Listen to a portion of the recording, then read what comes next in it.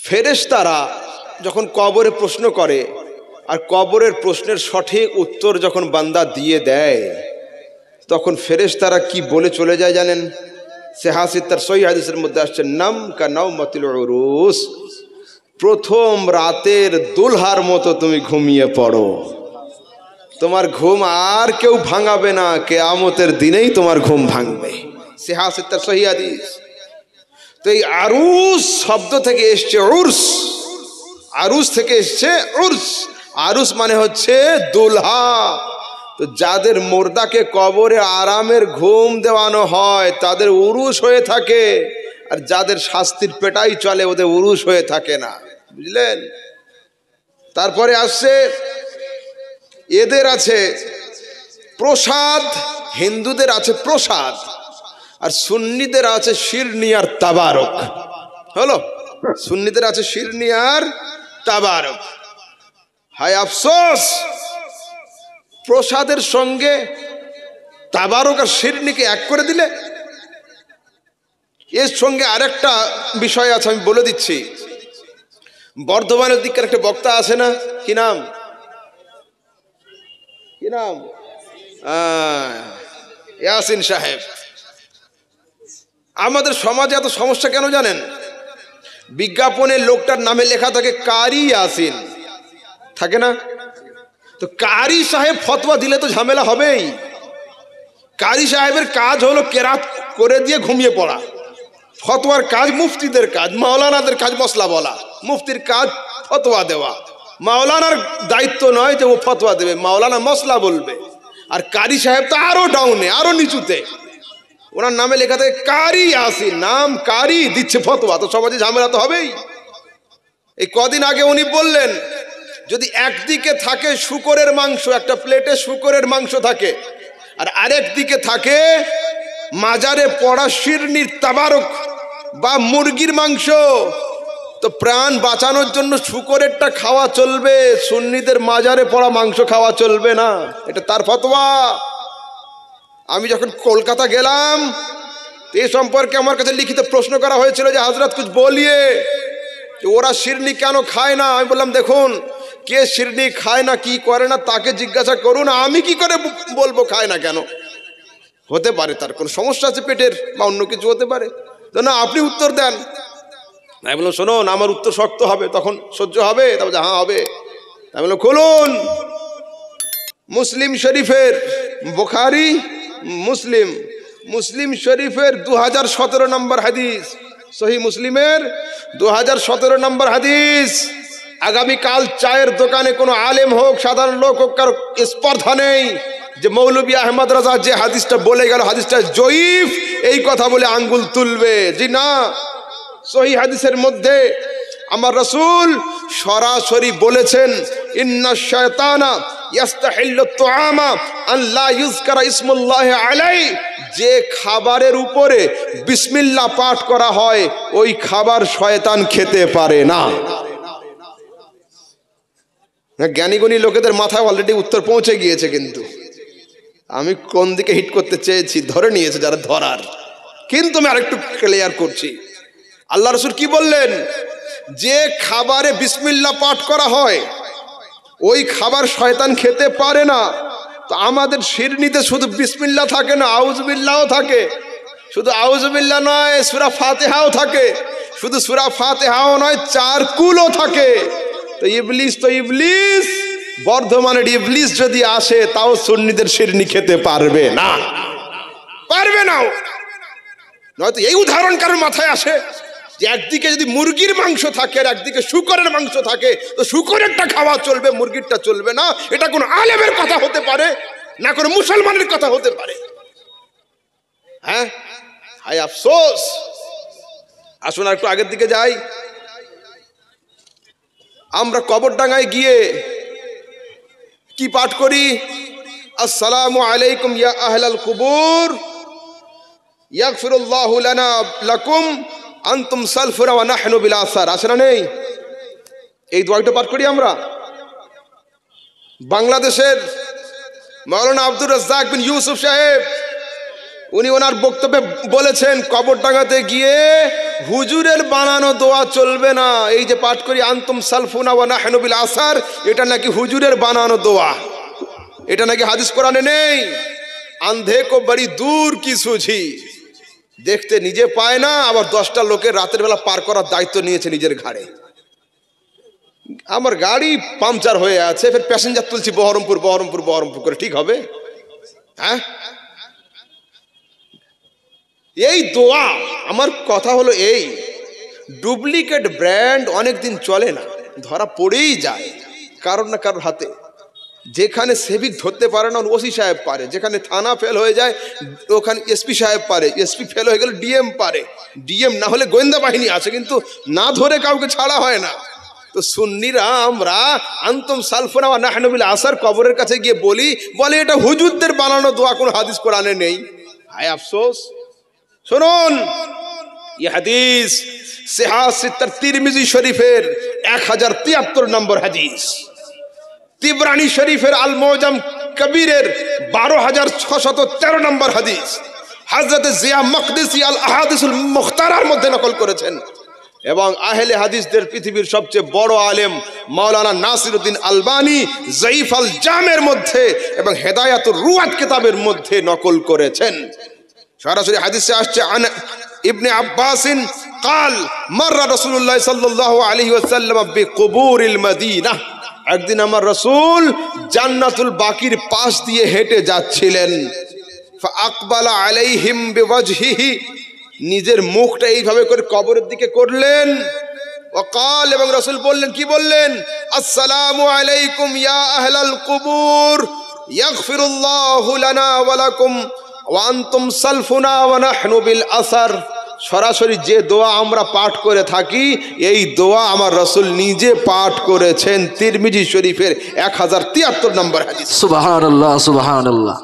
এদের দাবি এটা নাকি হুজুরের বানানো দোয়া, এটা নাকি হাদিস কোরআনে নেই।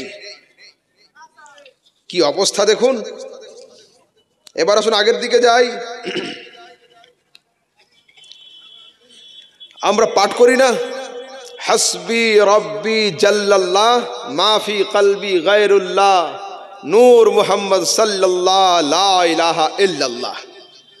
বাংলাদেশের কি একজন মহসিন সাহেব আছেন, উনি ফতোয়া দিয়েছেন এটা শিরক। আচ্ছা, এটা শিরক হয়ে গেল? হাসবি রব্বি জাল্লাল্লাহ শিরক? বলছে হ্যাঁ এটা শিরক। এর অর্থ কি? হাসবি রব্বি জাল্লাল্লাহ, আমার জন্য আমার আল্লাহই হলেন যথেষ্ট। এটা শিরকের বাক্য, এটা তাওহীদ। এর নামই হলো ঈমান, এর নাম হলো ইসলাম। বাহ্যিক ভাবে আমরা যার কাছে হাত পাতি না কেন, হাজী সাহেব সাহায্য করুন, মাওলানা সাহেব সাহায্য করো, এটা বাহ্যিক ভাবে, কিন্তু অভ্যন্তরীণ একমাত্র আল্লাহ ছাড়া দ্বিতীয় কেউ নয়। তো এটা আছে না নেই? কোরআনে কারীমের সূরা আনফালের 64 নম্বর আয়াতের মধ্যে আসছে, ইয়া আইয়ুহান নবী হাসবুকাল্লাহ, আয় নবী তোমার জন্য তোমার আল্লাহ হলো যথেষ্ট। আবু জাহেল আবুল আহাব যাই করুক না কেন, তোমার আল্লাহ হলো তোমার জন্য যথেষ্ট। এইবারে হাসবি আল্লাহর হাসবুনাল্লাহ কোরআন এবং হাদিসে আছে কিনা? বুখারী শরীফের 3466 নম্বর হাদিস, মুসলিম শরীফের 6673 নম্বর হাদিস সরাসরি আসছে ওয়াতাকুল হাসবি আল্লাহ। এইবার মুসলিম শরীফে আসছে হাসবি আল্লাহ ওয়া নি'মাল ওয়াকিল। তো ওইটাই তো আমরা জিকির পাঠ করি, হাসবি রব্বি জাল্লাল্লাহ। বুখারীতেও আছে, মুসলিমেও আছে, কোরআনেও রয়েছে। হ্যালো, তারপরে লা মাওজুদা ইল্লাল্লাহ বলি না, এটা বলছে শিরক। কি করে শিরক হয়? এরা লাউ বোঝে কিন্তু কদু বোঝে না। এরা লাউ জানে কিন্তু কদু কাকে বলে জানে না, কিন্তু দুটো একই জিনিস। এরা বাংলাতে বোঝে, আরবি বোঝে না। লা মাওজুদা ইল্লাল্লাহ মানে দুনিয়াতে কারোর অস্তিত্ব স্থায়ী নয় একমাত্র আল্লাহ ছাড়া। যদি নবী আসে তবুও ইন্তেকাল করবে, রাসূল আসবেন ইন্তেকাল করবেন, দুনিয়াতে হায়াত আর মওত নাই কার? একমাত্র আল্লাহর। তো এটা আবার শিরক হবে কেন? খুলুন সূরা রহমানের 26 এবং 27 নম্বর আয়াতে কুল্লু মান আলাইহা ফান ইয়াবকা ওয়া ইয়াবকা ওয়াজহু রাব্বিকা যুল জালালি ওয়াল ইকরাম। আছে না নেই কোরআনে? আছে। এখানে আল্লাহ পাক কি বলেন? কুল্লু মান আলাইহা ফান, যে জন্মেছে সে অবশ্যই ধ্বংস হবে। ধ্বংস হবে না কে? ওয়া ইয়াবকা ওয়াজহু রাব্বিকা যুল জালালি ওয়াল ইকরাম, একমাত্র তোমার স্রষ্টা ছাড়া দুনিয়াতে যা আছে সব ধ্বংস হবে। এ তো তাওহীদ, এ তো তাওহীদ। তারপরে আসুন আগের দিকে যাই, একবার দুরূদ শরীফ। আল্লাহুম্মা সাল্লি আলা সাইয়্যিদিনা মাওলানা মুহাম্মদ ওয়া আলা আলি সাইয়্যিদিনা মাওলানা মুহাম্মদ সাল্লাল্লাহু আলা মুহাম্মাদিন সাল্লাল্লাহু আলা মুহাম্মদ হরদম জবা से कालो पाक नामे मोहम्मद हरदम जवा से कालो शफीआना मोहम्मद सल्लल्लाहु अलैहि वसल्लम। আজানের পরে আমরা যে মোনাজাত করি, আল্লাহুম্মা রাব্বা হাযিহিদ দা'ওয়াতিত তাম্মাহ ওয়াস সালাতিল কাইমাহ آتي محمدا الوسيلة والفضيلة والدرجة الرفيعة وابعثه مقاما محمودا الذي وعدته وارزقنا شفاعته يوم القيامة إنك لا تخلف الميعاد। এই যে শেষের বাক্যটা ইন্নাকা লা তুখলিফুল মিয়াদ, এই বাক্য এবং এর মাঝখানে আছে শাফাআতাহু ইয়াউমাল কিয়ামা, এই দুটো নাকি শয়তানের তৈরি করা। হায় আফসোস,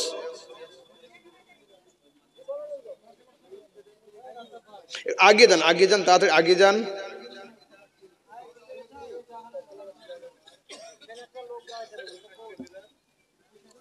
শুনুন,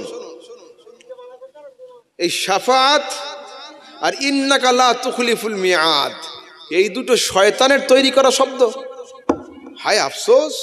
খুলুন সরাসরি কোরআনে করিম সূরা আলে ইমরানের 194 নম্বর আয়াতে আছে ইন্নাকা লা তুখলিফুল মিয়াদ। ইন্নাকা লা তুখলিফুল মিয়াদ সরাসরি কোরআনে কারীমের সূরা আলে ইমরানের মধ্যে রয়েছে, ঠিক আছে। তারপরে ওয়ারযুকনা শাফাআতাহু ইয়াউমাল কিয়ামা, নবীর জন্য কিয়ামতের দিনে শাফাআতের দোয়া করা হাদিস কোরআনে আছে না নেই? বুখারী শরীফের 614 নম্বর হাদিস, এবং এই হাদিস আবু দাউদের মধ্যেও রয়েছে, তিরমিজির মধ্যেও আছে, নাসাইর মধ্যেও আছে। সরাসরি কি লেখা আছে? আল্লাযী ওয়া'আদতা হাল্লাত লাহু শাফাআতি ইয়াউমাল কিয়ামা, আয় আল্লাহ কিয়ামতের দিনে আমার শাফাত নবীর জন্য হালাল করে দিও। বুখারীর হাদিস, খুঁজে পাচ্ছে না। এইবার ইন্নাকা লা তুখলিফুল মিয়াদ কোন হাদিসে আছে না নেই? ইবনে বাজ নূর আলা দারব এবং হাশিয়াতে বুলুগুল মারাম, বাইহাকি হাদিস নাম্বার 2009, সুনানে সুগরার মধ্যে সরাসরি ইন্নাকা লা তুখলিফুল মিয়াদ এই বাক্য রয়েছে। হে যুবক, খবরদার ইউটিউব আর ফেসবুকের পাল্লায় পড়ে নিজের ইমানকে নিজেরা জবাই করার চেষ্টা করো না। আর আহলে সুন্নাতের দিকে চোখকে বন্ধ করে আঙ্গুল ওঠানো বন্ধ করে দাও। সুন্নিরা যে আকীদার উপরে দাঁড়িয়ে আছে এটাই হলো সঠিক আকীদা, এটাই হলো সঠিক তাওহীদ, এটাই হলো সঠিক দ্বীন, এবং কোরআন এবং হাদিস এর উপরেই রয়েছে। এবং আলহামদুলিল্লাহ আমরা সিরাতে মুস্তাকিমের উপরে দণ্ডায়মান রয়েছি, ঠিক আছে। এইবার আর একটু আগের দিকে যাই।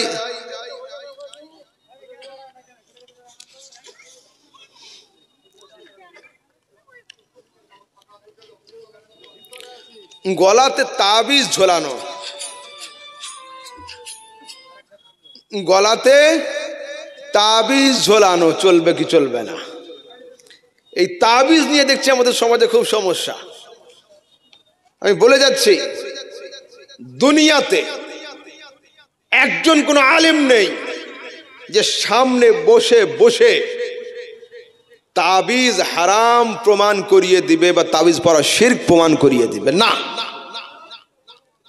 এখন তো আপনাদের কাছাকাছি জলঙ্গির একজন ভাই আছে, সবার ভাই, কি নাম, ব্রাদার কি একটা আছে, হ্যাঁ সবার ভাই। উনি দেখলাম স্বীকার করেছে এতদিন পরে বেচারা, যে হ্যাঁ আল্লাহর নামের তাবিজগুলো চলবে। আমি যাক, মেনেছ একদিন পরে। হ্যাঁ, নওদাপাড়ার, আমাদের ইসলামপুর নওদাপাড়ার কিছু ছেলেকে দিয়ে আমার সঙ্গে করিয়েছিল যে আপনি ওনার সঙ্গে বাহাসে বসবেন। আমি বললাম না। কেন হুজুর? ওর সঙ্গে বাহাসে বসলে নিজের সাথে বেয়াদবি করা হবে, আমার নিজের সঙ্গে বেয়াদবি করা হবে, ওনার সঙ্গে বসবো না আমি। কেন? তাই বললাম উনি তো আরবি পড়তে পারে না, কোরআন ঠিক মতো পড়তে পারে না। তা হচ্ছে না, আরবি পড়ার জন্য দুইজন নদবী আলেমকে ভাড়া করে আনবে, তারা আরবি পড়বে আর উনি বাহাস করবে। আমি বলবো হো, ঝাল খাবে ওরা আর উস করবে ইনি। তা কি করে হয়? আরবি যে পড়বে মোনাজারা সেই করবে, আরবি পড়ার জন্য লোক ভাড়া করতে হচ্ছে কেন? তো কই, আলহামদুলিল্লাহ আমি তো বলিনি যে আরবি পড়ার জন্য আমি আমার আব্বা হুজুরকে হায়ার করব আর বাকি কাজটা আমি দেখব, এটা তো আমি তো বলিনি। সেই জন্য খবরদার নয়, মোনাজারা সেই করবে যে যোগ্য হবে। তো দেখুন, তাবিজ হাদিসে আছে, সহি হাদিসে, মান তাআল্লাকা তামিমাতান ফাকাদ আশরাক, যে ব্যক্তি তামিমা ঝোলালো, তামিমা, সে শিরক করলো। তামিমা কাকে বলে? আগের যুগের মানুষরা তাদের ঠাকুর এবং দেবদেবীর নাম দিয়ে কিছু তাবিজ লিখত, এটার নাম ছিল তামিমা। এটা শিরক, ঠিকই আছে, কোনো অসুবিধা নেই। কিন্তু এই দেখুন সরাসরি ইবনে হাজার আসকালানি ফাতহুল বারির মধ্যে লিখছেন, قد أجمع العلماء على جواز الرقي عند اجتماع ثلاثة شروط। হযরতে ইবনে হাজার আসকালানি ফাতহুল বারির মধ্যে লিখছেন যে তাবিজ তিনটে শর্তের উপরে জায়েজ। কি কি? আন ইয়াকুনা বিকালামিল্লাহ আও বিআসমাইহি আও সিফাতিহি, কোরআনের আয়াত হবে বা আল্লাহর নাম হবে বা আল্লাহর কোনো বৈশিষ্ট্যগত নাম থাকবে তাতে। তারপরে অবিল লিসানিল আরবি, এবং আরবি ভাষাতে হবে।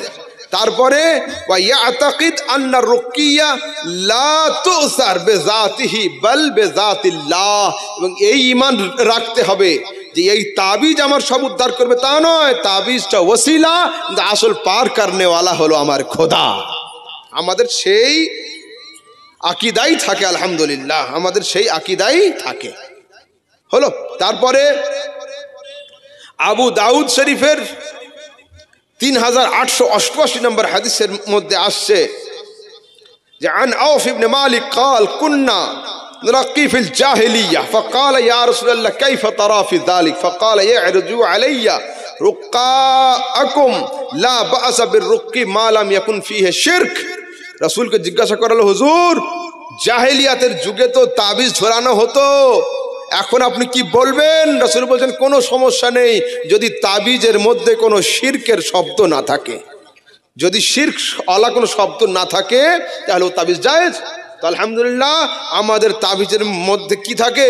আল্লাহর নাম থাকে, কোরআনের আয়াত থাকে, এটাতে কোনো রকমের হারাম নাজায়েজ দুনিয়াতে কেউ প্রমাণ করতে পারবে না। আলহামদুলিল্লাহ সুন্নিরা আপন জায়গায় দণ্ডায়মান থাকো। এবং সরাসরি আবু দাউদ হাদিস নাম্বার 3895, তিরমিজি হাদিস নাম্বার 3072, 3872, ইবনে মাজাহ এবং নেসাইর মধ্যে হাদিস আসছে, রাসূল সাল্লাল্লাহু আলাইহি ওয়াসাল্লাম তার সাহাবীদেরকে তাবিজ শিখিয়েছেন এবং একজন সাহাবী দোয়াগুলো মুখস্থ করিয়ে দিতেন লোকজনকে। আর যে ছেলেটা নাবালিগ হতো বা আনপড় হতো, দোয়া পড়ে মুখস্থ করতে পারবে না বা স্মরণ করতে পারতো না, তাকে দোয়াগুলো কাগজে লিখে গলাতে ঝুলিয়ে দিত। সরাসরি সিহা সিত্তার হাদিসের মধ্যে রয়েছে। আমি আর দুটো বিষয়ের উপরে আলোচনা করব, 5-10 মিনিট করে ইনশাআল্লাহ তাবারক ওয়া তাআলা, তারপরে শেষ করব। দরুদ শরীফ পাঠ করুন। আল্লাহুম্মা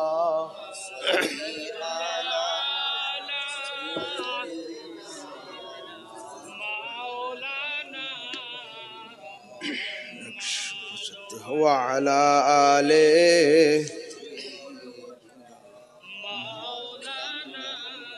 মুহাম্মদ সাল্লাল্লাহু তাআলা আলাইহি ওয়াসাল্লাম। শুনুন,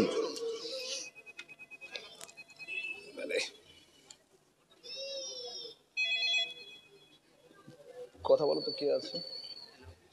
হ্যাঁ শুনুন, কবরে মুর্দাকে শুইয়ে দেওয়ার পরে মাটি যখন আপনারা দেন কি পাঠ করেন? মিনহা খালাকনাকুম, বলুন বলুন শুনি। মাশাআল্লাহ, তারাতান উখরা হলো। এখন ওস্তাদজিরা ফতোয়া দিচ্ছেন ইউটিউবে যে এটা চলবে না। আমি খালি এতগুলো ইউটিউবার এখানে আছে, এদের দ্বারাতে যেন কথাগুলো তাদের পর্যন্ত পৌঁছয়, এবং যতগুলো হাওয়ালা আমি পেশ করব, যদি ওই সমস্ত হুজুরদের কবরে শুইয়ে দেওয়া হয় তো মাটি লাগবে না, এই বইয়ের লিস্ট দিয়ে কবর দেওয়া যাবে। আমি অতগুলো হাওয়ালা এখন দিয়ে দিচ্ছি, মন খুলে শুনুন। মিনহা খালাকনাকুম ওয়া ফিহা নুঈদুকুম ওয়া মিনহা নুখরিজুকুম, এটা কার লেখা? আমার লেখা না, আমার আব্বা হুজুরের লেখা না। কার লেখা? নবীজির না, নবী সাহাবীরা লিখেছেন না। কোরআনে করিম সূরা তাহার 55 নম্বর আয়াত, মিনহা খালাকনাকুম ওয়া ফিহা নুঈদুকুম ওয়া মিনহা নুখরিজুকুম তারাতান উখরা।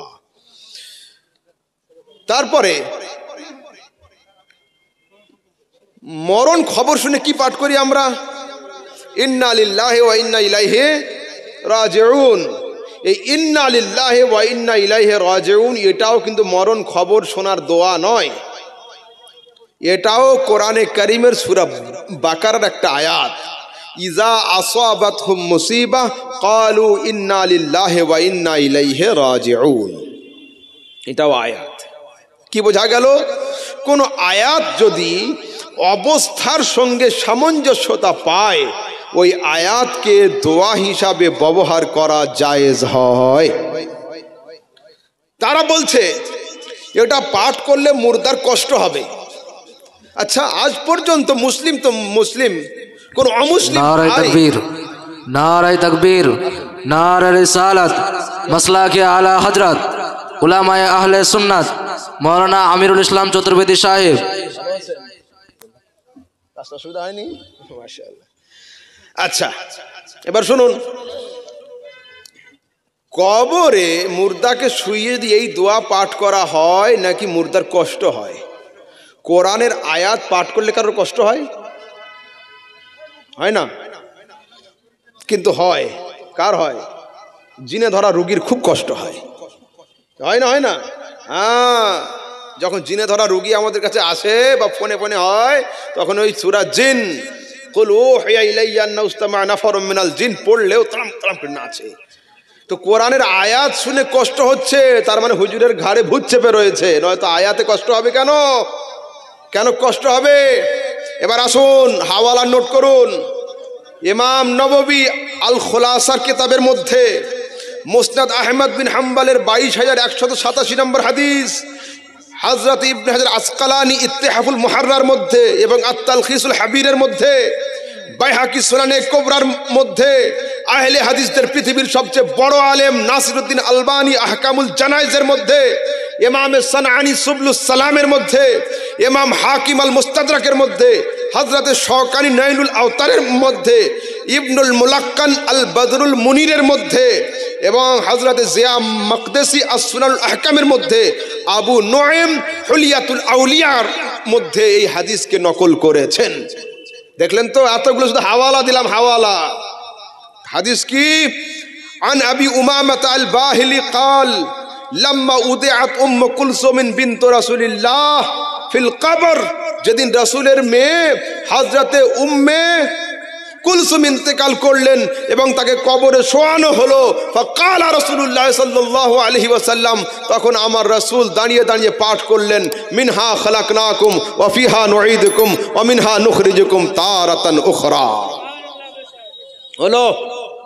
এবার আসুন অরিজিনাল কিতাব।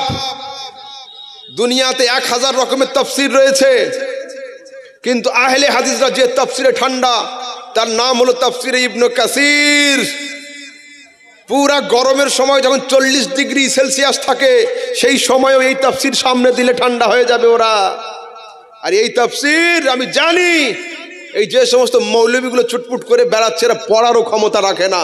তাফসিরে ইবনে কাসিরের 5ম খণ্ডের 175 পৃষ্ঠা। আমরা মাটি একবারে দিই না 3 বারে। হ্যাঁ, কালকে সকালে চায়ের দোকানে ধরবে আপনাকে যে তোমাদের হুজুর বলে গেল মাটি দেওয়ার কথা, তো কই 3 বারের দলিলটা দিল না কেন? আলহামদুলিল্লাহ, আমার বক্তব্যের পরে একটা সরষের দানা রাখার কোনো জায়গা আমি ফাঁক রেখে যাই না। নোট করুন, এই তাফসীর আমাদের নয়, ইবনে কাসিরের তাফসীর।